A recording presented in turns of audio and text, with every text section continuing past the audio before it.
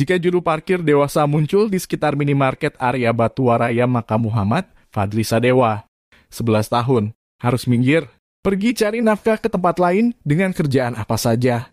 Sadewa, bocah yang ditinggal ibu sejak usia 6 tahun, bisa melayani jasa apa saja di pusaran Kelurahan Batua, tempat dia tinggal bersama neneknya, Aminah, 57 tahun, dan kakeknya, Jamaluddin, murid kelas 5 SD di Batua itu rupanya bukan tipe anak yang suka buang-buang waktu.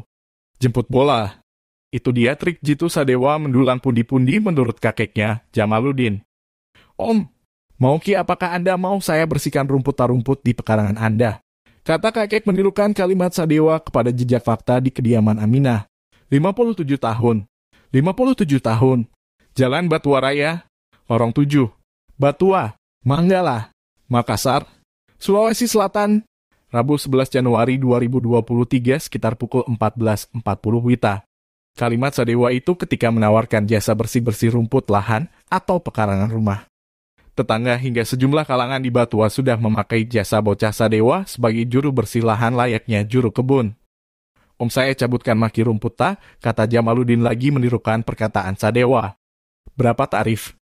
Ini Sadewa lagi punya sikap tidak tahu menentukan angka bayaran alias berapa saja. Dibayar seikhlasnya, kata nenek almarhum. Sejumlah kalangan pemilik warung atau kios sekitar Batua rupanya percaya Sadewa bisa jadi security dadakan. Jaga warung orang kalau orangnya mau ke kamar mandi, kata Jamaluddin kakek Sadewa. Yang penting kalau dapat uang dan cukup untuk sekolahnya Pulami, Jamaluddin menambahkan. Jika kawasan Batuwaraya lagi sepi potensi untuk menghasilkan uang jajan, Sadewa punya plan B.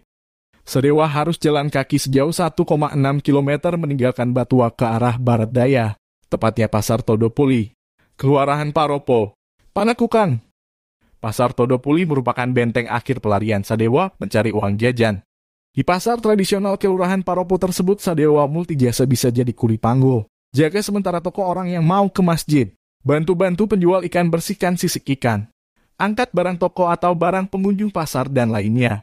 Apa saja. Jika uang jajan dirasa cukup, Sadewa bergegas pulang ke rumah nenek. Dia tidak kemana-mana, langsung pulang, kata Aminah. Senada Jamaluddin, yang penting kalau dapat uang dan cukup untuk sekolahnya, pulangi, Sadewa cucu pengertian. Dia enggan menjadi beban ekonomi kakek dan neneknya. Hasil keringat tak dikantongi sendiri. Sadewa selalu menitip ke Aminah. Nek ini. Nek, simpanan uangku. Siapa tahu saya tidak dapat di pasar. Uang ini uang parkirku simpanan untuk besok ke sekolah, kata Aminah menirukan perkataan Sadewa. Hadriani, tetangga Aminah, mengenang Sadewa, anak kecil pekerja keras yang gemar berbagi. Ketika Sadewa, kata Hadriani, mendapatkan uang lebih sepulang mengais rezeki, tak lupa traktir sepupunya di warung terdekat. Selalu itu, di sini belanja. Kadang dia bilang sama sepupunya, ambillah. Apalagi, saya bayar ki tante, kata Hadriani yang juga pemilik kios campuran langganan Aminah. Namun keramahan Sadewa menuai titik akhir di penghujung pekan lalu. Saya pergi. Nek seusai sejenak istirahat. Ahad 8 Januari 2023 siang di rumah neneknya. Sadewa pamit untuk mencari nafkah lagi, menambah penghasilan.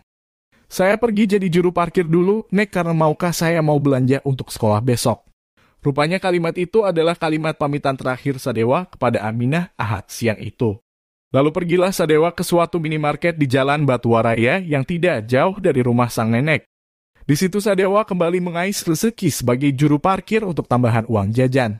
Namun keesokan harinya, Senin 9 Januari 2023, impian sekolah sembari jajan tidak ada lagi bagi Sadewa, putra Karmin. Sadewa tak pulang-pulang dari mencari uang jajan.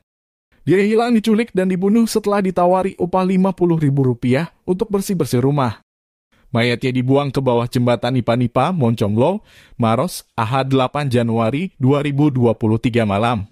Jasadnya ditemukan membengkak Selasa 10 Januari 2023 dini hari. Pelaku pembunuhan AD, 17 tahun, dan MF, 14 tahun, mengaku tega menghabisi nyawa Sadewa karena tergiur perdagangan organ tubuh manusia. Jenazah Muhammad Fadli Sadewa dikebumikan di pekuburan Paropo, Panakukang, Kota Makassar, Selasa sore WITA.